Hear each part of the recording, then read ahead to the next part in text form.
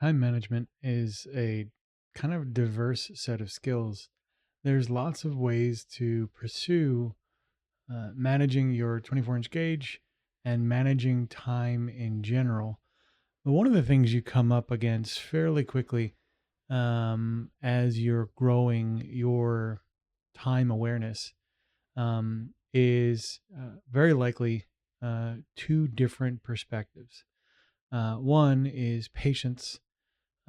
Patience is a sort of key skill when it comes to making sure that you are not rushing to the outcomes of your efforts.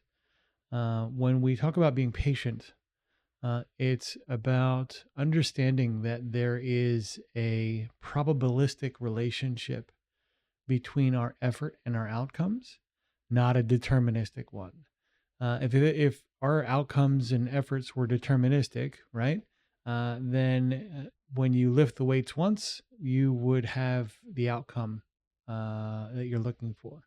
Or more succinctly, if you were to plant a flower and do all of the things, you would, if the world was deterministic, you'd be able to tell what day it would flower on.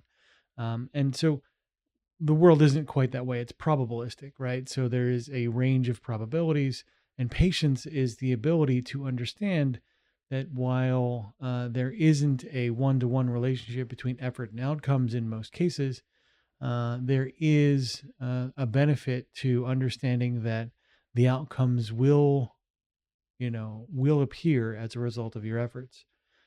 The other sort of time management sort of function you want to be aware of. And many of us have felt this as well, and it's procrastination. So the difference between patience and procrastination is, again, with patience, you are you're biding your time, waiting for an outcome, but you are pursuing some level of action or effort. Procrastination, you are delaying the effort or action uh, with either the anticipation that the outcome might eventually come of its own, or the risk would be past or what have you, and therefore you wouldn't have to undertake the effort. The effort itself is the sort of part that you're avoiding in a procrastination kind of model.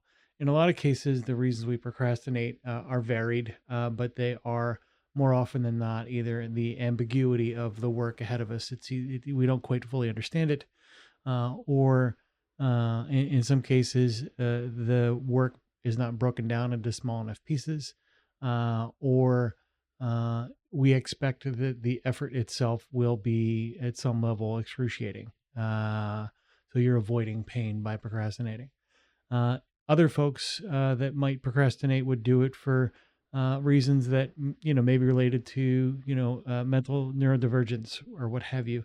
In my younger days, I had a tendency towards brinksmanship, so things would have to go pretty crazy before I would pull it out at the last moment and essentially devote 100% of my focus, 100% of my time and resource at the last minute at great sort of personal expense and frenetic energy. And that in and of itself provided some level of enthusiasm for me to overcome the agony of the work.